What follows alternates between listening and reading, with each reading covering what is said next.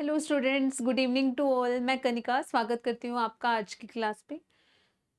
ठीक है, आज हमारी सेकेंड क्लास है डेमो की। आज हम पढ़ने वाले हैं principles of growth and development. तो सबसे पहली बात, प्रिंसिपल का मतलब क्या होता है हम ये समझते हैं ज़रा एक बार। प्रिंसिपल मतलब सिद्धांत, है ना। मतलब क्या है सिद्धांत का?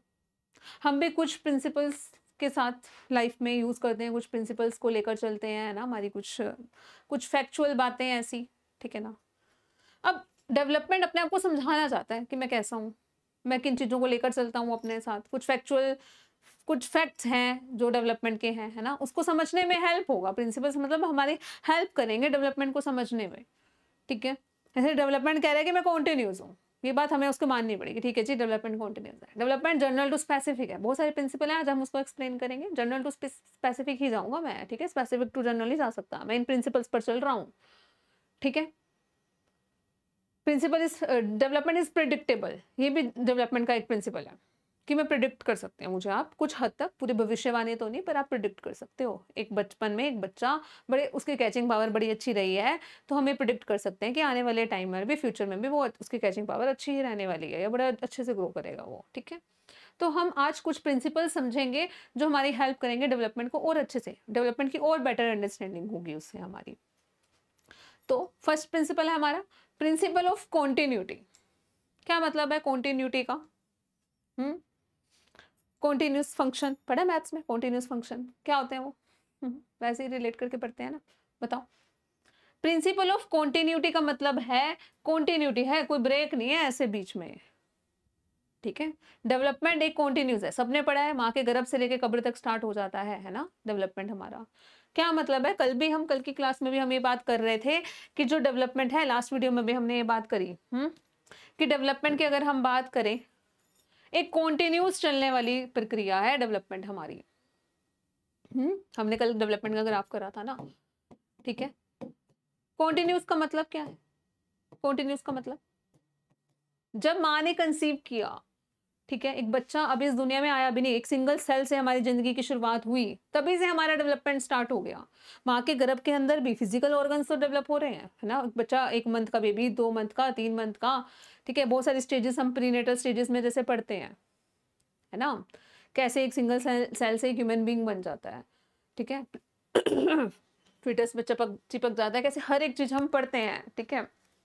तो अगर हम बात करें कि जो ये गर्भ से लेकर कब्र तक का जो ये टाइम है ना, मतलब मरने से पहले और जन्म जैसे ही कंसीव किया माँ ने, उनके बीच में जो ये प्रोसेस है डेवलपमेंट की, ठीक है, इसमें उतार चढ़ाव आएंगे, एकदम ऐसे सीधी रेखा में डेवलपमेंट नहीं होता, पर फिर भी होता तो लगातार ही है ना, ठीक है। लगातार का क्या मतलब है? चाहे आपकी फिजिकल ग्रोथ भी हो रही है, वो भी डेवलपमेंट का पार्ट है। अभी बाहर माँ बाप की, मम्मी किस कंडीशन में है, माँ की जो एनवायरमेंटल कंडीशन, बाहर माँ कैसे एनवायरमेंट में माँ खुद रह रही है, कहीं आसपास कुछ ऐसा तो नहीं माँ के पोल्यूशन वाली जगह पे ऐसे रह रही है कि जहाँ बहुत पोल्यूटेड हो, हाँ, उसका भी इम्पैक्ट बच्चे के ऊपर पड़ेगा। माँ बहुत शोर शराब वाले जगह में, बहुत शोर शराबा होता है ऐसी जगह में रहती है, माँ का आसपास का एनवायरमेंट ऐसा है, उसका इम्पैक्ट भी बच्चे के ऊपर होगा। माँ, बच्चा प्रेजेंटर के थ्रू वाइब्रेशंस तो कैच कर रहा है ना। माँ अगर सैड है, माँ अगर उदास है, माँ अगर हैप्पी है, वो जो हार्मोन्स है उसको भी तो बच्चा कैच कर रहा है ना। उसका इम्पैक्ट हमें आने वाले टाइम में भी दिखेगा फ्यूचर में। माँ अगर अच्छे अच्छे म्यूजिक सुन रही है ना, बहुत ज्यादा काम म्यूजिक सुनती है, उसका भी इम्पैक्ट बच्चे के ऊपर पड़ता है, बच्चे को भी अच्छी वाइब्स मिल रही होती है, ठीक है। तो खाना पीना, न्यूट्रिशन, कितने मस्ती में रह रहा है वो अंदर पेट के, है ना। ऐसे बाहर निकलता है तो रोने लग जाता है फिर, ठीक है। और सबसे अजीब बात ये लगती है कि अंधेरे में था वो हमेशा 9 मंथ, और एकदम लाइट लाइट में आ जाता है, रो रहा होता है वो। और भी वैसे रीजन है इसके पीछे, बट लाइट नहीं होनी चाहिए एकदम, उसको आता है जब, है ना, उसकी आंखों पे उसका इम्पैक्ट भी पड़ सकता है इस चीज से, ठीक है ना। तो अगर हम बात कर रहे हैं कॉन्टिन्यूटी की, एक बच्चे का जब डेवलपमेंट हो रहा है, पहले बच्चा, अगर हम भाषा की हर डेवलपमेंट के हर एक एस्पेक्ट को हमने सोचा, हर एक चीज कॉन्टिन्यूस तो हो रहा है बच्चे के अंदर। अगर हम कहें पहले बच्चा माँ माँ पा पा चाचा करके बोल रहा है, one word stage I, 2 word stage I, उसके बाद बैबलिंग से लेकर एक पूरा सेंटेंस तक बच्चा बोलना सीख गया, तो हम क्या कहेंगे? विकास तो हुआ ना। किसी में थोड़ी धीमी गति से हो सकता है, किसी में थोड़ी तेजी से हो सकता है, पर हो रहा है ना। अभी भी एक 60 साल 65 साल 70 साल में आकर भी एक वही नई लैंग्वेज सीख रहा है, लर्निंग कर रहा है, ठीक है ना। डेवलपमेंट कॉन्टिन्यूस प्रोसेस है, इसलिए हम कहते हैं डेवलपमेंट कॉन्टिन्यूस है। पूरे लाइफ स्पैन हमारा डेवलपमेंट हो ही रहा है, हम यही पढ़ रहे हैं डेवलपमेंट साइकोलॉजी में, एक लाइफ स्पेन साइकोलॉजी में। तो अगर हम बात करें डेवलपमेंट की, एक कॉन्टिन्यूस प्रोसेस है। देखो एक छोटा सा बच्चा पहले खिलौने वाली कार के साथ खेल रहा है और आज असली वाली कार चलाना सीख गया, है ना? ठीक सीख गया ना? ये क्या है? कॉन्टिन्यूस प्रोसेस है ना? कल को कहता है मैं जहाज उड़ाना है, उड़ा ले। हाँ, कॉन्टिन्यूस प्रोसेस है। तो वूम से लेकर टूम तक, मतलब चलने वाले गर्भ से लेकर कब्र तक चलने वाली प्रक्रिया है हमारा विकास। समझ में आई बात? ठीक है। कैसे एक सिंगल सेल से ह्यूमन बीइंग बन जाता है, उसके बीच में सिर्फ ये नहीं कि फिजिकल ग्रोथ हो रही है, डेवलपमेंट भी हो रहा है, डेवलपमेंट में ही ग्रोथ भी आ गई। ठीक है ना? तो अगर हम बात करें कि अलग अलग स्किल सीख रहा है, भी सीखा कार सीखा, उसके लिए भी उसका कोग्निटिव, उसकी जो मोटर स्किल्स हैं वो अच्छे से काम करनी चाहिए। उसकी सीखने के लिए भी उसकी दिमाग की मेच्योरिटी आना भी जरूरी है ना? बहुत सारे हमने पार्ट्स पढ़े डेवलपमेंट के। ऐसे थोड़ी ना कार चलाना सीख गया बच्चा, ठीक है? ऐसे थोड़ी ना कोई लैंग्वेज सीख जाओगे। सीखने वाली टेंडेंसी भी तो होनी चाहिए आपके अंदर, मेच्योरिटी भी तो आनी चाहिए हर चीज के लिए भी। अगर ये बच्चा कह रहा है मेरे को साइकिल चलानी है, हाँ साइकिल चलानी है, एक जन्मता बच्चा बोल रहा है, पैर उसके पहुंच रहे थे पहियों तो कैसे सीखेगा साइकिल चलानी, है ना? वो फिजिकल मेच्योरिटी भी होनी जरूरी है। तो ग्रोथ डेवलपमेंट के अंदर ही एक पार्ट हो गया ना, फिजिकल ग्रोथ भी, मेंटली भी। ठीक है, हर तरह से हमने कल पढ़ा था इसको। तो प्रिंसिपल ऑफ कॉन्टिन्यूटी क्या कहता है कि निरंतर चलने वाली प्रक्रिया है। डेवलपमेंट है नेवर एंडिंग प्रोसेस। ठीक है, सीधा क्वेश्चन इसका ऐसे ही आएगा, development is never ending process, this statement is related to which type of principle? Principle of continuity. समझ में आई बात?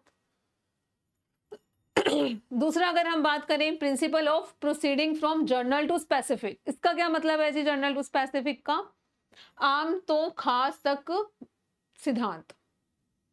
बच्चा जर्नल चीजें पहले पहले करता है, फिर स्पेसिफिक। जैसे हमने gross motor skills, fine motor skills पढ़ा था।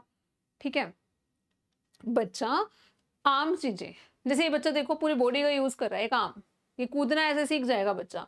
पर ये जो पर्टिकुलर टास्क करना है, ऐसे सुई में धागा डालना है, शू लेसेस बांधनी, ये जो स्पेसिफिक काम हो गया, ये बच्चा बाद में करेगा। हमारा करिकुलम, हमारी एनसीईआरटी की बुक्स वो भी ऐसे डिजाइन हुई है। हम पहले सिंपल चीजें करेंगे, सिंपल टू कॉम्प्लेक्स भी होता है हमारा डेवलपमेंट, वही बात होगी फिर भी थोड़ी थोड़ी, सिंपल टू कॉम्प्लेक्स। आसान चीजें पहले कराएंगे, तब जाएंगे ना जटिल, सरल से जटिल, आम से खास। हिंदी में पढ़ो तो, पंजाबी में पढ़ो तो। सिंपल मतलब सिंपल चीजें बच्चा पहले करता है या नहीं करता, मुझे बताओ। जन्मते बच्चे को सेकंड क्लास पर अलजेब्रा कैलकुलस तो नहीं करा देंगे ना हम। 1 2 3 प्लस माइनस मल्टीप्लिकेशन, बोर्ड मास रूल। उसके बाद जाके अलजेब्रा कैलकुलस तक कहाँ पहुंचेगा? वो कॉम्प्लेक्स वाला मैथ, कॉम्प्लेक्स मैथ्स पढ़ा है किसी ने? हाँ, रियल नंबर्स, कॉम्प्लेक्स नंबर्स, है ना? कॉम्प्लेक्स मैथ, कॉम्प्लेक्स देखो नाम ही कॉम्प्लेक्स है ना? मुश्किल लगता है वो मैथ करना हमें, है ना? ग्रेजुएशन में करते थे, बड़ा औखा लगता था भाई कॉम्प्लेक्स। ठीक है, तो सिंपल से कॉम्प्लेक्स की तरफ हमारा जो जाता है। ठीक है, डेवलपमेंट, सरल चीजें हम पहले करेंगे फिर जटिल, एकदम नहीं बच्चा मुश्किल चीजें पहले कर सकता ना। वैसे ही अगर हम देखें, न्यूबॉर्न बेबी जब पैदा होता है तो अपनी पूरी बॉडी का यूज करता है, ऐसे रोएगा, पैर पटक रहे हैं, सिर भी ऐसे से हिल रहा है, आराम से पूरी बॉडी ऐसे झंझना रही होती है बच्चे की। फिर स्पेसिफिक रोना स्टार्ट करेगा, एकदम सिर्फ आंखें ही रो रही हैं। और हम तो अब इतना स्पेसिफिक रोते हैं, आंखों से भी नहीं आंसू आएंगे पर रो रहे होते हैं, इतना स्पेसिफिक हो गया, है ना? तो जर्नल टू स्पेसिफिक जाता है हमारा डेवलपमेंट। यहां तक बात क्लियर हुई? ठीक है, सॉरी। प्रोसीडिंग फ्रॉम आम टू खास।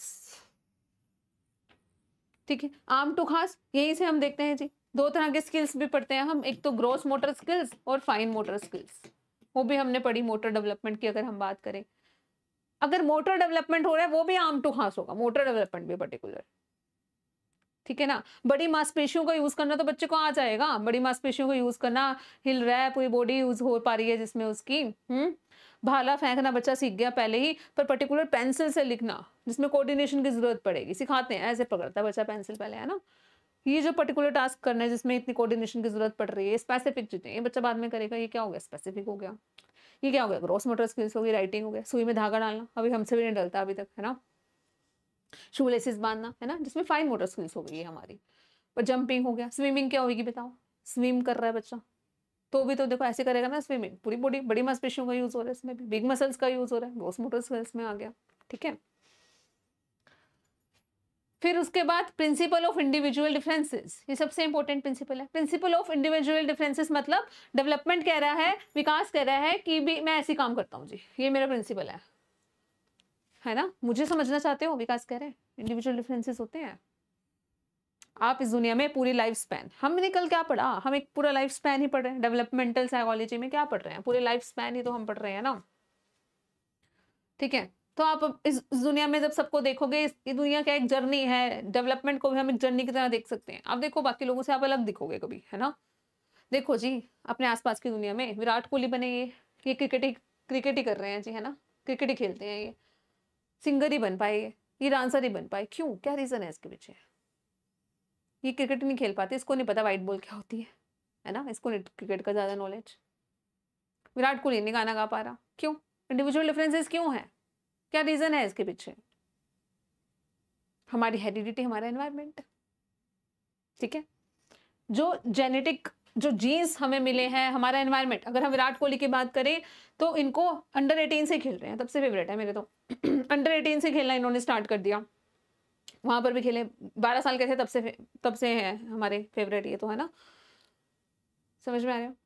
ये जो पैशन, ये जो इंटरेस्ट था इनका, ये जो इनको एनवायरनमेंट मिला, शुरू से इनको कोचिंग दे, अभी तक ये प्रैक्टिस कर करके इनको एनवायरनमेंट इतना अच्छा मिला कि स्किल्ड हो गए इस चीज में। हाँ, हालांकि इंटेलिजेंस भी है इसके पीछे रीजन, है ना, कि आपकी जो बॉडी है ना, एथलीट्स है ये एक, अगर हम बात करें फिजिकली भी बहुत फिट है, बहुत सारे फैक्टर्स और भी हैं।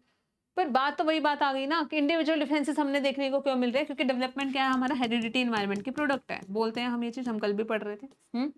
हो सकता है कि इनको जीन्स बड़े अच्छे मिले हों अपने माँ बाप से, इनके हेरिडिटी से इनको जीन्स काफी अच्छे मिले हों, और ऊपर से अगर मान लो इनको एनवायरनमेंट भी अच्छा मिल गया, कथक डांस क्लासेस प्रैक्टिस करवाई जा रही है, एनवायरनमेंट बड़ा अच्छा मिल रहा है, तो उनका डेवलपमेंट उसी दिशा में जाएगा, वैसे ही जाएगा, मतलब कि समझ रहे हो। हाँ, तो हम जो भी हैं, हमारे अंदर, सबके अंदर जो भी है, इंडिविजुअल डिफरेंसेस क्यों हैं, हमारी हेरिडिटी, हमारे एनवायरनमेंट की वजह से। इवन जो ट्विन चिल्ड्रन है उनमें भी डिफरेंसेस होते हैं, क्यों, सेम एनवायरनमेंट दिया फिर भी हो जाते हैं, क्यों हो जाते हैं जी, वही सुबह बॉर्नविटा वो पी रहा है बड़ा भाई, वही बड़ा भाई क्यों बोलूंगी, ट्विन चिल्ड्रन है तो दोनों सेम ही हो गए, है ना, वही खाना उसको खिला रहे हैं, वही खाना उसको, ड्रेस से तक सेम पहना देते हैं ट्विन चिल्ड्रन की, तो है ना, दोनों सेम ही ड्रेस पहन के बैठे हुए हैं। तो जो ट्विन चिल्ड्रन है उनमें भी इंडिविजुअल डिफरेंसेस है, क्यों, इतनी संख्या में है जीन्स हमारे, तो नहीं आए भाई, दोनों को सेम जीन्स नहीं मिले।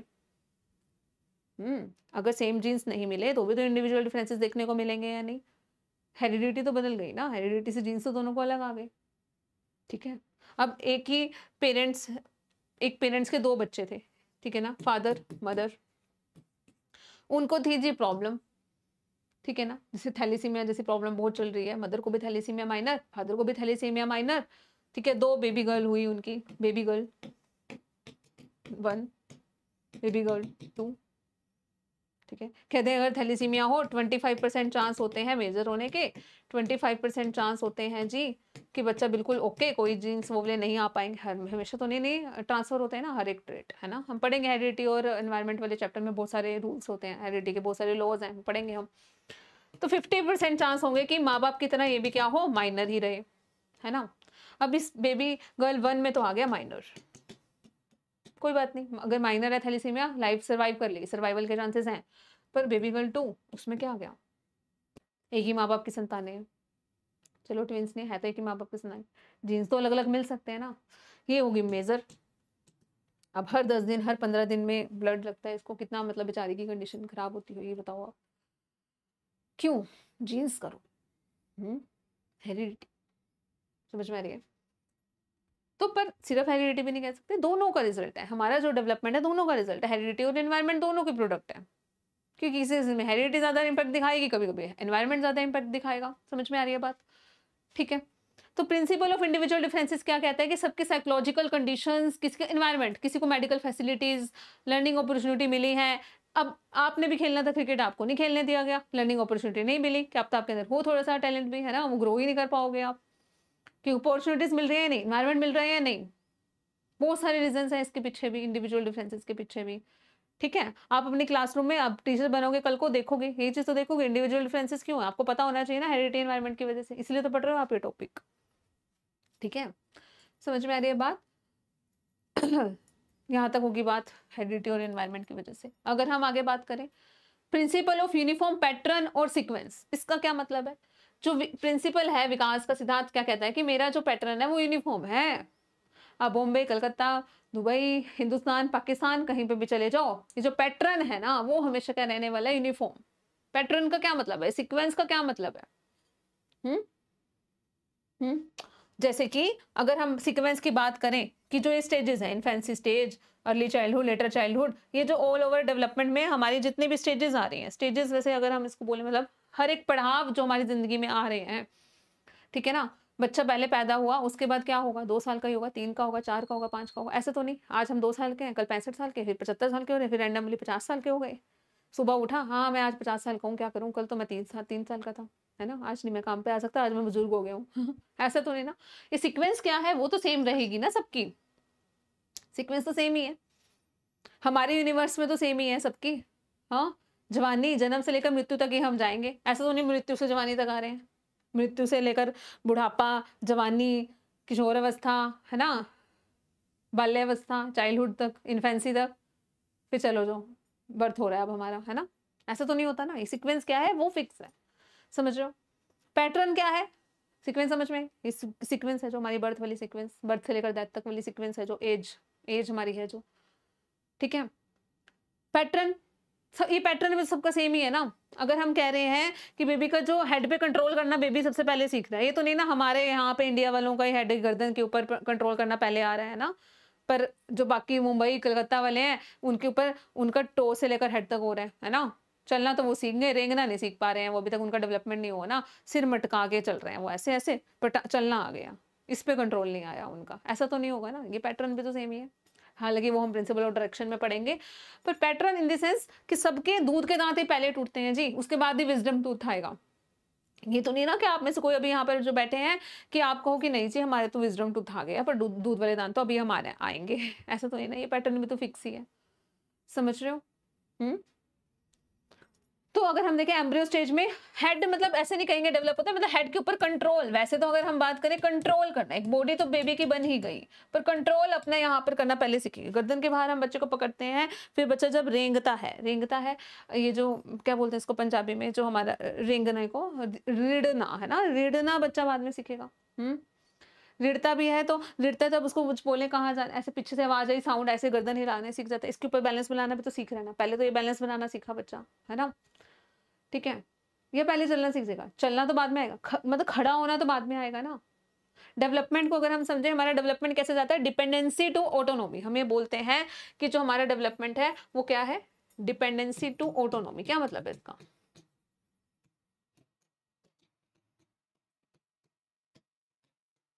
छोटा बच्चा तो अपने दूध की बोतल भी खुद नहीं पकड़ पा रहा, इतना डिपेंड है वो अपने माँ बाप पर, अपनी ही बॉडी को नहीं अच्छे से संभाल पा रहा, ठीक है। पहले वो ऐसे गर्दन के बाहर हम उसको ऐसे पकड़ते भी छोटे बच्चे को, इसके ऊपर कंट्रोल करना पहले बच्चा सीख गया है, फिर ऐसे नीचे की तरफ जा रहा है ना, मतलब अपना ये जो थाइस हो गई बच्चे की, है ना, उसके ऐसे झुक ऐसे जब बैठता है बच्चा, रेंगता है, इसके ऊपर डेवलपमेंट हो गया, जो घुटनों से ऊपर वाला हो गया पार्ट हमारा, है ना। फिर उसके बाद जाके बच्चा खड़ा हुआ, ऐसा तो नहीं ना कि खड़ा होना पहले आ गया है उसके बाद ही रेंगना स्टार्ट किया उसने, ऐसा तो नहीं होगा ना बच्चे, ठीक है। तो डिपेंडेंसी तक चलो मैंने कहा खड़ा हो गया, खड़ा क्या हुआ, इंडिपेंडेंसी की तरफ जा रहा है ना बच्चा धीरे धीरे, पहले बच्चा डिपेंड है, माँ ने ही उसको गोदी में उठा रखा है, अब वो खड़ा हो गया, बेशक पहले किसी का सहारा लेके खड़ा हो, यहाँ पर एक चेयर पड़ी उसको वॉकर का यूज करके खड़ा होना सीख रहा है बच्चा, पर उसके बाद एक दिन खुद भी खड़ा होना सीख गया ना, तो ये इंडिपेंडेंसी की तरफ जा रहा है, समझ रहे हो, डिपेंडेंसी टू ऑटोनॉमी डेवलपमेंट, ठीक है, समझ में आ रही बात। तो यूनिफॉर्म पैटर्न का क्या मतलब है कि जो ये पैटर्न है वो हमेशा क्या रहेगा, सेम ही रहेगा। पैटर्न, दूध के दांत ही सबके पहले टूटेंगे, उसके बाद ही विजडम टूथ आता है, ठीक है। ये पैटर्न, ये जो स्टेजेस है हम स्किप नहीं कर सकते, हम कोई एंटी यूनिवर्स में नहीं है, इस यूनिवर्स में यही है, ठीक है ना। पहले अगर हम ऐसे तो नहीं है ना, आज आप 4 साल के हो एकदम 50 साल के हो गए, ऐसे तो नहीं होता ना, रैंडम तो कुछ नहीं होता, पैटर्न तो एक सीक्वेंस है वो सेम ही रहेगी। हाँ, एक ही तरीका है, टाइम ट्रेवल कर लो, चले गए 50 साल में, वो तो होता नहीं अभी, है ना, अभी तो नहीं हुआ ना टाइम ट्रेवल का कुछ, समझ में आ रही है बात। तो प्रिंसिपल ऑफ यूनिफॉर्म पैटर्न का मतलब समझ में आया यहाँ तक, ठीक है। उसके बाद प्रिंसिपल ऑफ डायरेक्शन, ये बात भी अभी हम पढ़ ही रहे थे, 2 तरह का, ये पीएस सेट का हमेशा फेवरेट क्वेश्चन रहा है, सिफेलोकोडल और प्रोक्सिमोडिस्टल, सबने पढ़ा होगा ये चीज, मतलब क्या है इसका। सिफेलोकोडल, अगर हम नाम से देखें, सिफेलो हेड, कोडल मतलब lower parts, head to lower part, baby तो एक बॉर्न हुआ, न्यूबॉर्न बेबी हो गया, हमें पूरा दिखाई दे रहा है, पर उठते चल पड़ेगा क्या? नहीं चल सकता ना। नेचर ने डिजाइन ही ऐसा किया हमें, नेचुरल हो गई ये चीज तो हमारी। प्रिंसिपल मतलब हम पूरे लाइफ स्पैन पढ़ रहे हैं, अब उस लाइफ स्पैन में हम ये बात भी पढ़ रहे हैं कि कैसे है ना बॉडी और हेड की रेशो प्रोपोर्शन कितनी होती है, किस स्टेज में कितने तीत होते हैं। अगर नया बच्चे की अगर हम बात करें 270 उसकी बोन्स होती हैं। ओसिफिकेशन होता है, फिर अस्थिकरण हम जिसको बोलते हैं कि 2-3 हड्डियां ऐसे एक और एक बन जाती है मिलकर, है ना। तो उसकी वजह से बाद में 206 हड्डियां हम कहते हैं रह जाती हैं, पहले 270 के साथ वो न्यूबॉर्न बेबी कितनी होती है। ये सब हम पढ़ेंगे लाइफ स्पैन साइकोलॉजी की, अगर हम लाइफ स्पैन डेवलपमेंट की बात करें। तो सिफेलोकोडल मतलब अब ये डायरेक्शन है, ये फिक्स है जी। प्रिंसिपल ऑफ डायरेक्शन ये क्या कहता है कि मतलब कि बच्चा देखो जैसे बना हुआ है, पूरा न्यूबॉर्न बेबी है, मैंने अभी जैसे बात करी गर्दन के, ऐसे गर्दन के ऊपर कंट्रोल करना बच्चे को आ जाएगा, इसके ऊपर कंट्रोल, गर्दन तो बन चुकी है पहले, पर ये कंट्रोल वाली चीज है वो पहले सीखेगा यहाँ पर, ठीक है। नेचुरल है ना, समझ में आ रही है बात या नहीं, ठीक है। फिर अगर हम बात करें, ठीक है, घुटना, यहाँ पे जब बच्चा रेंगता है तो इसके ऊपर कंट्रोल करना सीख जाता है या नहीं, हाँ, हिप्स के ऊपर पूरा भार यहाँ पर आ रहा है, हिप्स के ऊपर कंट्रोल करना सीख गया। फिर अपने जो ये थाइस हैं बच्चे की, बच्चा जब रिड़ता है, इसी चीज का यूज होता है ना जब रिड़ता है, तो ऐसे मॉडर्न भी तो आना चाहिए उसको या नहीं। उसके बाद रिड़ने का जब जब रेंगना सीख जाएगा उसके बाद ही तो बच्चा खड़ा होगा ना, बेशक चेयर का सहारा लेके खड़ा हो, फिर एकदम स्टेबल भी हो जाएगा बच्चा खड़ा। तो ये हो गया हमारा हेड टू टो, समझ में आ गई बात। आपको देखना है, रट्टा मारने वाली कोई बात ही नहीं, ऐसे ही तो करता है बच्चा, इसी डायरेक्शन में तो होता है विकास बच्चे का हमेशा, पता ही है इस बात का। प्रोक्सिमो डिस्टल का मतलब centre to peripheries, centre to outside. इसका क्या मतलब है? सबसे पहले अगर हम बात करें, ये जो हमारा हार्ट है ना, इसको पंप करने की जरूरत है। हमारा जो हार्ट है वो सबसे पहले काम करना स्टार्ट कर देता है जी, करते नहीं? हार्ट बीट बच्चे की हो रही होती है, नहीं बच्चा अगर नाच रहा है टप रहा है, हार्ट बीट तो उसका होनी चाहिए ना, अच्छे से काम करनी चाहिए, ठीक है। बच्चा अब एक भाला फेंकना पहले ही सीख जाएगा बच्चा, ये भुजाएं हैं अपनी उसका यूज करके ऐसे बच्चा फेंक रहा है जो है ना, उसके बाद जाके अभी फेंक भी रहे तो भी फिर पूरे हाथ का, पहले तो चलो इसको फेंकना सीख गया, इस चीज का यूज होगा। फिर उसके बाद जब बच्चा भाला फेंक रहा है या कोई बॉल फेंक रहा है, उसके बाद भी उसको ऐसे पकड़ के फेंक रहा है, वो ग्रिप सी बनाने सीखेगा बच्चा, ये पूरी बनाई। उसके बाद भी पर्टिकुलर अगर जब पेन पकड़ना होगा फिर तो बिल्कुल 3 फिंगर्स पकड़ के यूज करना होगा ना, ऐसे वो बच्चे को बाद में आएंगे। आउटसाइड, सबसे बॉडी में सबसे आउटसाइड क्या दिख रहा है आपको? ये हाथ, उंगलियां दिख रही है। अगर हम वैसे बात करें तो हमारा हार्ट हो गया, सेंटर में है, ठीक है। तो यही बात यहाँ पर लिखा हुआ है ना। अगर सेंटर टू, अगर बच्चे के दांत में अगर हम देखें, बच्चे को जो सेंटर के टीथ हैं वो पहले आएंगे, या तो ऊपर वाला आएगा नीचे वाला आएगा, तो सेंटर का ही ना, फिर आएंगे ना बाद में। क्यों ऐसे, क्यों नेचर ऐसे क्यों बनाए? सेंटर वाले पहले क्यों आते हैं, पीछे वाले बाद में क्यों नहीं आते? पहले क्यों नहीं आते पीछे वाले? जो उसको हेल्प करेंगे उसको कट करने में, साइड वन टीथ बाद में आएंगे, उसके फ्रंट टीथ पहले आते हैं। सेंटर टू मतलब सेंटर से लेके बाहर की तरफ, आउटसाइड की तरफ होता है हमारा जो। समझ में ये दोनों बातें क्लियर हुई है नहीं? कि ये जो सीक्वेंस है वो हमेशा यही रहेगी, जो स्पाइनल कोड है, हार्ट है, ठीक है ना, उसका डेवलपमेंट पहले हुआ हमारा, ठीक है। समझ में? डेवलपमेंट इसका मतलब उसके ऊपर ये लिखा हुआ ना, देन क्योंकि बॉडी का जो वेट है, बॉडी का जो भार है ना, ये जो बात अगर हम करें हार्ट की, ठीक है ना, उसको पंप करना में तो जरूरी है बॉडी को संभालने के लिए, है ना। इसीलिए नेचर ने हमें डिजाइन ही ऐसा किया, नेचर ने हमें ऐसा बनाया। डेवलप मतलब कि हार्ट तो पहले से ही था, जब बेबी पेट के अंदर है तो भी है, ऑर्गन्स तो बन के ही आए हैं, बाद में थोड़ा ना बन रहे हैं पैदा होने के बाद, ऐसा तो नहीं कुछ होता ना, वो तो पहले बन गए। पर कंट्रोल करने की यहाँ पर बात हो रही है, ठीक है ना, संभाल उसके ऊपर पहले आ गई, ठीक है। अब फिंगर्स बनी थोड़ी ना, फिंगर्स तो बन चुकी है, पर ये जो फिंगर्स की कोऑर्डिनेशन है वो बाद में आई ना। पर पास कौन है, बॉडी के पास कौन है, ये वाली चीज, इस पे कंट्रोल आ गया, कंट्रोल आ गया। बन तो बॉडी पहले ही गई थी, कंट्रोल इस पे आ गया, फिर उसके बाद ऐसे जाते जाते दूर तक जा रहा है, समझ रहे हो। बन तो बॉडी के ऑर्गन्स गए हैं सारे, जब बच्चे पैदा हुए, बाद में थोड़ा बन रहे हैं, ऐसे थोड़ा हार्ट बाद में बना आके, बन तो गया ना। पर ये डायरेक्शन की बात हो रही है कि कैसे जाता है सेंटर टू पैराफेरिस की तरफ, आउटसाइड की तरफ, ठीक है। जैसे ये क्वेश्चन है, a child can throw the ball, एक बच्चा बॉल फेंकना सीख गया है बिफोर होल्डिंग अ पेंसिल। एक पेंसिल पकड़ना औखा काम लगेगा, पर बॉल फेंकना बच्चा पहले ही सीख गया है। क्या है ये? प्रॉक्सिमो डिस्टल, क्योंकि ऑप्शन के अकॉर्डिंग यही आंसर आएगा, ठीक है। समझ में आ गया? प्रिंसिपल ऑफ इंटर रिलेशन, कल भी हमने इसकी बात करी। ये देखो जी, एक बच्चा है फिजिकली ठीक नहीं है, पसीने इसके छूट रहे हैं, क्या ये जो फिजिकल डेवलपमेंट है इसको बोल दिया गया कि जाओ अपने दोस्तों के बीच में खेलो। उसकी टांग टूटी पड़ी है, अभी टांग पे चोट लगी पड़ी है, सिर दर्द उसका हो रहा है, बच्चों के साथ ही कैसे खेल पाएगा, फिर वो खेल पाएगा क्या? गुस्सा आने लग जाएगा उसको। ये गुस्सा क्या है? इमोशंस खराब हो जाएँगे। अगर फिजिकली अगर हम मैं मान लो अभी क्लास में भी मेरी टांग बिल्कुल टूटी पड़ी है, मेरे को तो गुस्सा आने लग जाएगा, यार क्यों है तुम सबकी टांगें ठीक है, मेरी क्यों टूटी है ना? फिजिकली डेवलपमेंट अगर अच्छा नहीं हो रहा, फिजिकली अगर हम ठीक नहीं है, तो भी उसका इमोशंस के ऊपर भी इम्पैक्ट पड़ेगा या नहीं पड़ेगा? तो जितने भी टाइप्स हैं, प्रिंसिपल ऑफ इंटररिलेशन ये कहता है कि जितने भी पार्ट्स हैं, physical, cognitive, moral, language development, समझ में आ रही है? जितने भी पार्ट है सोशल डेवलपमेंट, ये आपस में क्या है, इंटर रिलेटेड है, एक दूसरे का इम्पैक्ट पड़ता है इसके एक दूसरों के ऊपर। अब कोग्निटिव अगर आपके अंदर मेच्योरिटी है, अगर आपके अंदर थिंकिंग, इमेजिनेशन, प्रॉब्लम सॉल्विंग करने की एबिलिटी बहुत अच्छी है, तो मोरालिटी, मोरल रीजनिंग, मोरालिटी में भी क्या करना है, रीजनिंग करनी है, दिमाग का तो यूज होना ही है ना, तो वो डिसीजन भी आप अच्छे से ले पाओगे। उसमें लैग कर रहे हो तो उसमें भी उसका इम्पैक्ट पड़ेगा। इमोशनली अगर आप ठीक नहीं हो, समाज में घुलना मिलना, 4 लोग आपको अच्छे नहीं लगेंगे, समाज में जाने का मन नहीं करना। मैं नहीं जा रहा शादी ते ब्याह ते, मैं इमोशन, मेरा तो ब्रेकअप हुआ यार, आज आप कह रहे हो तुम घूमने चल, मेरे को नहीं लोग अच्छे लग रहे, कह देते हैं ना हम ऐसे, अच्छा ही नहीं लगता कुछ, इम्पैक्ट पड़ता है। वो अलग बात है कि कोई इमोशनली बहुत स्ट्रांग हो, इमोशनल डेवलपमेंट उसका अच्छा, इम्पैक्ट पड़ता है, इंटर रिलेटेड है आपस में सारे, ठीक है। तो एक क्वेश्चन पेपर में सीधा आता है, इन्फ्लुएंस होगा या नहीं होगा? होगा जी। Principle of maturation and learning, इसका क्या मतलब है जी? Principle of maturation and learning, अगर हम बात करें हमारे डेवलपमेंट पर, हमारा जो डेवलपमेंट हो रहा है जी, हम ऐसे कह रहे हैं ना डेवलपमेंट के ग्राफ को हम ऐसे समझ रहे हैं नहीं, तो जो लर्निंग करनी है, हमें कुछ भी सीखना है, क्या उसके लिए हमारी मैचुरेशन का होना जरूरी नहीं है? बताओ मुझे।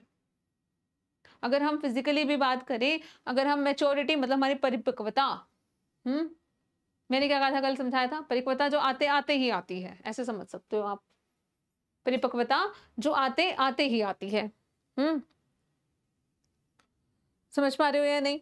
तो अगर हम मान लो, अगर हम फिजिकल तौर पे भी देखें, अगर हम फिजिकली अगर हम मैच्योर हैं, मैच्योरिटी हमारी, हम कहते हैं एक लिमिट सेट कर देती है, मतलब मैच्योरिटी हमारी हेरिडिटी से ज़्यादा रिलेटेड है। मतलब मान लो कि आप इस स्टेज पर पहुंचे हो, हाँ, आपको हेरिडिटी से जीन्स ही नहीं अच्छे मिले, समझ रहे हो ना, तो आपकी मैच्योरिटी पे भी उसका इम्पैक्ट पड़ेगा। आप मैच्योर ही नहीं अच्छे से हो पा रहे हो जल्दी, मतलब आपको इतना मैच्योर हो जाना चाहिए था कि 2 साल 3 साल तक आप लैंग्वेज बोलनी स्टार्ट कर दो। एक बच्चा है, फिर उसको चेक कराने की ज़रूरत है ना कि 3 साल तक हम उससे ये उम्मीद तो लगा पा रहे हैं, अब इसको लैंग्वेज अच्छे से बोल देनी चाहिए थी। 2-3 शब्दों की क्या, इतनी वोकैब्युलरी इसकी हो जानी चाहिए थी, है ना? पर नहीं हो रही है। मतलब मैच्योरेशन एक माइलस्टोन है, जो ये चेक करने में हमें आसानी देगी कि बच्चा डेवलपमेंट के कहाँ तक पहुँचा है, डेवलपमेंट के किस स्तर तक पहुँचा है।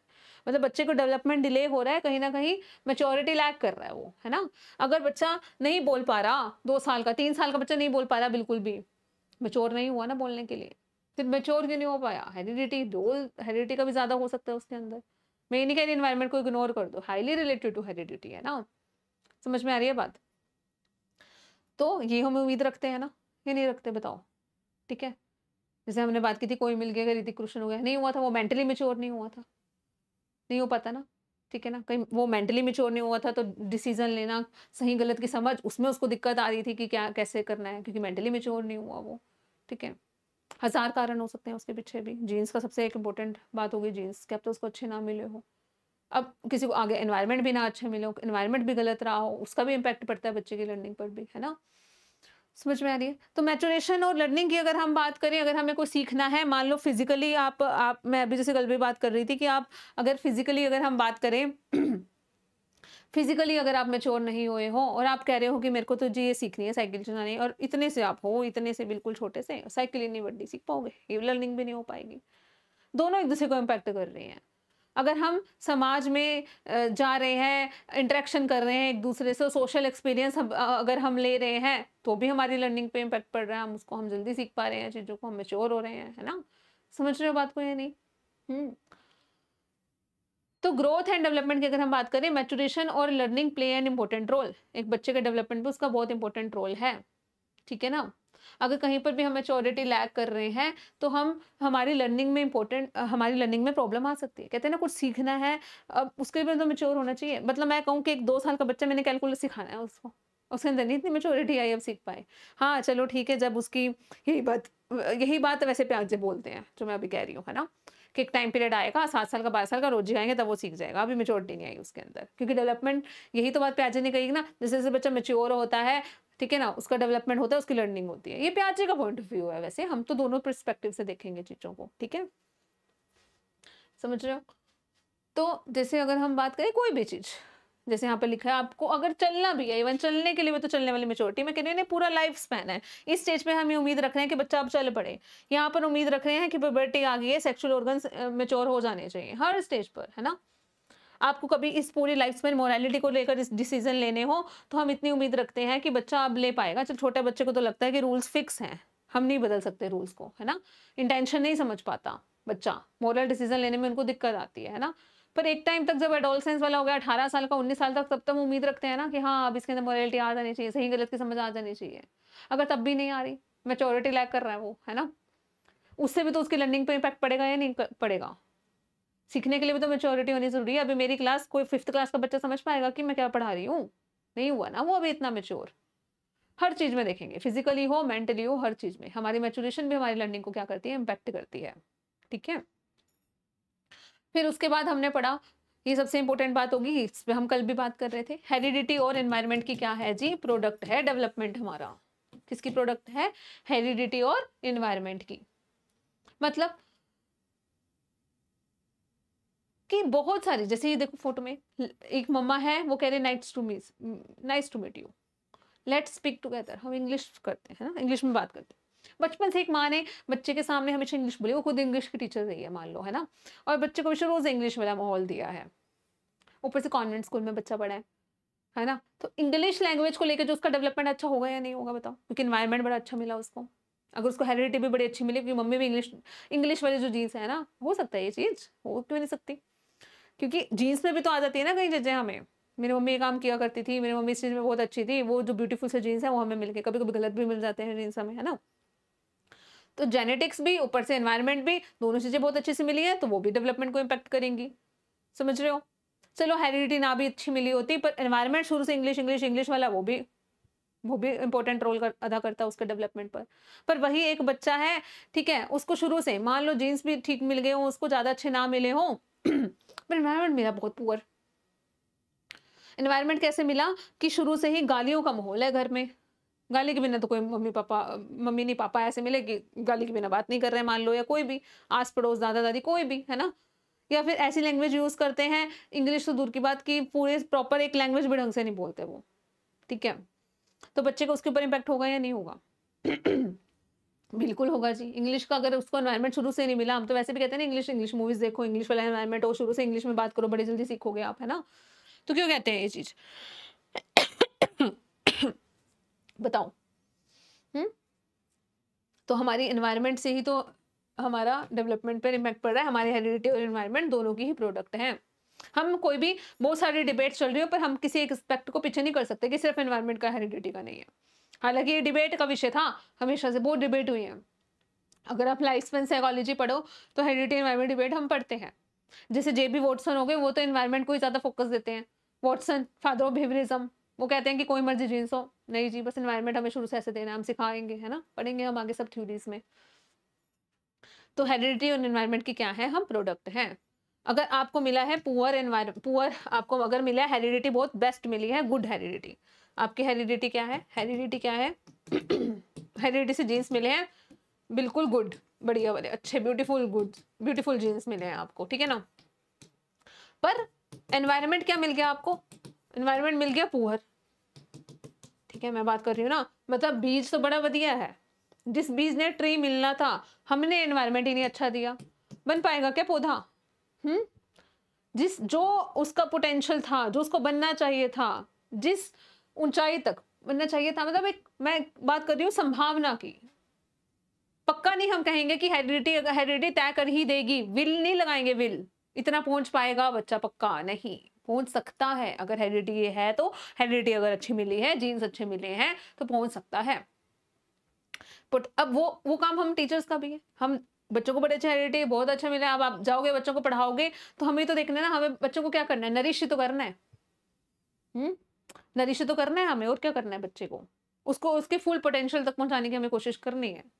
ह्यूमैनिस्टिक स्कूल ऑफ थॉट ये तो बात करता है हर किसी के अंदर एक फ्री विल है फिर ऊपर तक पहुंचने की, है ना। तो एनवायरनमेंट ऐसा दो, समझ में आ रही है बात? ही नहीं पर एनवायरनमेंट मिल गया पुअर, तो जो पोटेंशियल है, जो हेरिडिटी ने कमाल करना था वो नहीं कर पाएगी उतना, समझ रहे हो। तो दोनों इम्पैक्ट करती हैं। वही हेरिडिटी तो मिल गई, हेरिडिटी मिली ही नहीं, एनवायरनमेंट मिल गया तो भी इतना नहीं हो पाएगा करो। तो दोनों की प्रोडक्ट है हमारी। समझ में आ रही है बात? जैसे क्वेश्चन है, बताओ out of the following which is not correct principle in context to growth and development. हमने अभी पढ़ा था head to foot. Near to distance मतलब हमने वही पढ़ा था प्रोक्सिमो डिस्टल में, है ना। Inside to outside, centre part से लेकर पैराफ्रीज बाहर की ओर, ये फिंगर्स ये बाद में होंगी हमारी, ठीक है ना। इसके ऊपर कंट्रोल करना बच्चा पहले सीख जाएगा, ठीक है। कंट्रोल करना, डेवलप तो बॉडी पूरी होगी, कंट्रोल इस पे पहले आएगा, इस पे आएगा, इस पे आएगा, फिर जाके ऐसे फिंगर्स, ठीक है ना। पर फुट टू हेड हमने ऐसा कुछ भी नहीं पढ़ा, ऐसा होता ही नहीं, उल्टा थोड़ा होगा। लास्ट है जी principle of spiral versus linear development. इसका क्या मतलब है जी, principle of spiral versus linear, कि जो विकास का जो प्रिंसिपल है ना वो क्या कहता है कि डेवलपमेंट ना स्पाइरल होता है, ऐसे स्पाइरल। समझ में आ रही है? स्पाइरल बाइंडिंग देखिए ना होती है जो स्पाइरल का क्या मतलब है जी, एक सीधी रेखा में नहीं हम कह सकते हैं। आप कुछ भी सीखना स्टार्ट करते हो, आपका डेवलपमेंट, आपका विकास, चाहे पर्टिकुलर आप लैंग्वेज के डेवलपमेंट की बात करो, चाहे मॉरल डेवलपमेंट की बात करो, चाहे लैंग्वेज डेवलपमेंट की बात करो, सोशल डेवलपमेंट की बात करो, किसी भी चीज की पर्टिकुलर कोई एक स्किल भी अगर आप सीखना चाहते हो तो एकदम नहीं सीख जाओगे आप। बच्चा अपना एक पेंटिंग भी करना सीखा है तो सीधा थोड़ा ना एकदम आ गई उसको पेंटिंग, सीधी रेखा में नहीं होता विकास हमारा। अगर हम मैथमेटिक्स की बात करें, आप सीखना चाहते हो, आपने पहुंचना है अलजेब्रा सीखना है, आपको एक नई स्किल अचीव करनी है, चलो अलजेब्रा सीखना है, आपने आ जाएगा एकदम नहीं ना। पहले तो शुरू से क्या करना पड़ेगा आपको, प्लस माइनस मल्टीप्लिकेशन। आप सीख रहे हो कोई भी स्किल्स, अपनी फीडबैक लोगे या नहीं? पीछे जाने का क्या मतलब है, यहाँ पे खुद से फीडबैक लोगे या फिर टीचर से फीडबैक लोगे, पूछोगे मैम मेरे को ये क्वेश्चन नहीं समझ में आया, क्या मैं ठीक कर रहा हूँ या नहीं कर रहा, फिर आगे बढ़े, फिर आगे बढ़े जी, हाँ फिर आगे बढ़े। लेवल थोड़ा और बढ़ाया आपने, अलजेब्रा करना था आपको, हाँ पता तो होना चाहिए उसके लिए आइडेंटिटी क्या होता है, इनवर्स क्या होता है ना। समझ पा रहे हो क्या कह रही हूँ मैं? कॉम्यूटेटिव प्रॉपर्टीज क्या होती हैं, बहुत सारे मैथमेटिक्स में हम पढ़ते हैं ये सब चीजें, है ना, कैसे होती हैं। फिर कुछ कोई क्वेश्चंस की प्रैक्टिस करी, फिर फीडबैक लिया, फिर आगे गए, समझ रहे हो? ऐसे होता है स्पाइरल, एक सीधी रेखा में नहीं हम कह सकते हैं। जैसे जिंदगी में उतार चढ़ाव आते हैं ना, वही बात हो गई। समझ में आ रहा है? फीडबैक लेंगे, ठीक है। जैसे addition is introduce early on, then revisit with large number, decimals करा, फ्रैक्शंस करा, फिर अलजेब्रा, कैलकुलस, मैथमेटिक्स, फिर कर लो पीएचडी कर लो बेशक मैथ्स में ठीक है, समझ में आ रही है बात? तो स्पाइरल होता है, हम अपने आप को पीछे देखते हैं, चेक करते हैं, टीचर से फीडबैक लेते हैं। बीच में अगर हम वेगोस्की के पॉइंट ऑफ व्यू से देखें, हाँ ब्रूनर ने भी बात की थी ना स्पाइरल करिकुलम की, स्पाइरल होता है हमारा करिकुलम। वो भी तो ये कह रहे हैं ना कि आप फीडबैक लेते हो, इसमें आप एमक्यू की हेल्प भी ले सकते हो, मोर नॉलेजेबल अदर, जिनको आपसे ज्यादा आता है उसकी हेल्प लो, आप उससे सीखो, उसने आपको सिखाया, फिर आप आगे बढ़े, फिर आप ऐसे ऐसे करके आपका डेवलपमेंट हो रहा है, सीधी रेखा में नहीं होता है, ठीक है। समझ में आ रही है बात? Last is principle of significance of early development, ये सबसे ज्यादा इंपॉर्टेंट है जी। अर्ली डेवलपमेंट यानी कि ये 2 साल से 6 साल तक की वाली जो अवस्था है, सबसे पहली बात 2 साल, अब 3 साल में तो चलो एंटर कर ही रहते हैं स्कूल में फ्री एजुकेशन की, अगर हमारे पहले 6 साल से, अब 3 साल से स्टार्ट कर दिए है ना, मिलनी चाहिए। तो 2 साल की अगर बात करें, बच्चा स्कूल में एंटर हो रहा है, सबसे बेस बनाने की उम्र है, बुनियाद आपकी तय होगी यहाँ से। जो बुनियाद अगर अच्छी हो गई तो आने वाले स्टेजेस पर भी इसका इम्पैक्ट होगा। तभी बहुत सारी वर्कशॉप्स भी चलती हैं आजकल स्कूल्स में, early childhood care and education, ECCE, है ना, अर्ली चाइल्डहुड, है ना, ECCE फुल फॉर्म भी आ सकती है इसकी, फाउंडेशन लिटरेसी न्यूमरेसी, पढ़ेंगे हम ये सारी बातें। पर क्या है इसका मतलब, क्यों है जरूरत? सीखने का सबसे अच्छी उम्र है जी, लैंग्वेज डेवलपमेंट की सबसे अच्छी उम्र है, क्रिटिकल पीरियड है लैंग्वेज डेवलपमेंट का। क्या मतलब है इस बात का? अगर पहली बार बच्चा लैंग्वेज सीखने लगा, लैंग्वेज एक्विजिशन हो रही है यहाँ पर, समाज से सीखेगा, स्कूल में जाके सीख रहा है, सिखा दो यहीं पर ही नई लैंग्वेज, सीखना ही जब पहली बार स्टार्ट किया तो अच्छे से सीख लेगा फिर वो। समझ रहे? कोई भी चीज यहाँ पर अगर सिखाओगे एक लंबी छाप छोड़ेगी बच्चे के ऊपर, बच्चे के आने वाले जीवन में भी। रट्टे मत मरवाओ बच्चों से, ठीक है ना।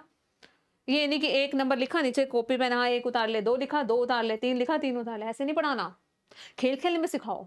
एक माँ गई है बाजार में अनियंस लेने के लिए, वो कह रही बच्चे देख मैंने 1 अनियन लिया, 2 अनियन लिया, 3 अनियन लिया। अनियन इंग्लिश भी पता लग गई, प्याज को अनियन कहते हैं, और ये भी पता लग रहा है कि काउंटिंग सीख रहा है बच्चा, खेल खेल भी रहा है। पार्क लेकर गई, नीचे मिट्टी पड़ी हुई है ना, उस पर लिख दो 1, फिर बच्चा भी ऐसे ऐसे लिखेगा, सीखेगा। मतलब बहुत सारे तरीके हैं, है ना, इंटरेस्टिंग क्रिएटिव। तो सिग्निफिकेंस है यहाँ पर किस चीज की, हमें बच्चे का इमोशनल, सोशल, कल्चरल सारे अच्छे से एक्सपीरियंस देने हैं, अच्छे अच्छे, माँ बाप बच्चे को कहानियाँ सुनाए, मोरालिटी कि भी, चलो मोरालिटी के वैसे पाठ नहीं पढ़ाए जाते, बट अपनी तरफ से ट्राई कर सकते हैं ना, अच्छी अच्छी मॉरल स्टोरीज सुनाते हैं नहीं? समझ रहे हो बात को? तो ये जो इनिशियल ईयर्स है यहाँ पर देखो ना, फॉरेन के स्कूल्स में तो बड़ा ध्यान रखते हैं, एक्टिविटी कराते हैं इतने अच्छे से, बिल्कुल, है ना? समझ रहे हो? क्योंकि इनिशियल जो स्टेज है वो आने वाले डेवलपमेंट पे भी, आने वाले स्टेजेस पर भी उसका इम्पैक्ट होगा। समझ रहे हो? न्यूट्रिशनल का क्या मतलब है यहाँ पर? हाँ, जैसे मिड डे मील की अगर हम बात करें, ध्यान रख रहे हैं ना, कहीं कहीं स्कूल्स में तो पूरा डाइट प्लान होता है कि आज मंडे को ये खाना है, ट्यूसडे को ये खाना है, फिर ये फ्रूट का टाइम है, फिर ये क्यों? बैलेंस डाइट मिले, कोई विटामिन की, कोई मिनरल्स की कोई कमी ना रह जाए बच्चे के अंदर। बैलेंस डाइट होगी तो फिजिकली डेवलपमेंट भी तो बच्चे का अच्छा होगा या नहीं? फिजिकल डेवलपमेंट में हम यही पढ़ते हैं ना कि कोई कमी ना रह जाए फिजिकली। कहते हैं ना कि अच्छे शरीर में अच्छे मन का विकास होता है, तो अच्छे शरीर भी तो बनाना है हमें या नहीं? फिजिकली डेवलपमेंट भी तो होना चाहिए बच्चे का या नहीं? ठीक है, समझ रहे हो बात को? तो ये सिग्निफिकेंस है अर्ली डेवलपमेंट की। ठीक है, उसके बाद एक दो शायद जो रह गए हो, जैसे हो गया प्रिंसिपल ऑफ प्रिडिक्ट, हम प्रिडिक्ट कर सकते हैं या नहीं? जैसे ये मैंने अभी बोला कि थैलेसीमिया 25% चांस होते हैं, ये तो डॉक्टर्स प्रिडिक्ट कर सकते हैं। मेडिकल साइंस में कितनी अच्छी चीजें आ गई हैं जो अभी बता ही देंगे कि ऐसा ऐसा हो सकता है ना, प्रिडिक्ट किया जा सकता है या नहीं? अगर हम स्कूल लेवल पे देखें, आप अपने बच्चों को देखोगे, एक सेकंड क्लास का बच्चा है, वो मेरी क्लास में बड़े अच्छे से समझ जाता है, बाकी बच्चों से ज्यादा अच्छे से समझ रहा है, उसकी कैचिंग पावर बड़ी स्ट्रॉन्ग है। तो आप इतना प्रिडिक्ट कर पाओगे कि अच्छा नंबर लेगा ये 9th क्लास में, 10th में? प्रिडिक्ट तो कर सकते हो। भविष्यवाणी नहीं मैं पूरी कह सकती कि पक्के इतने नंबर आ ही जाएंगे। ठीक है, तुम्हारी भी नहीं कर सकती कि पीएसएट में पक्का पास हो ही जाओगे, पर फिर भी प्रिडिक्ट कर सकती हूँ ये बच्चा अच्छे से समझ रहा है, ठीक है यार तेरा संभावना है क्लियर होने की थोड़ी। प्रिडिक्ट, तभी प्रिडिक्ट बोला गया। ठीक है, तो प्रिडिक्टेबल है।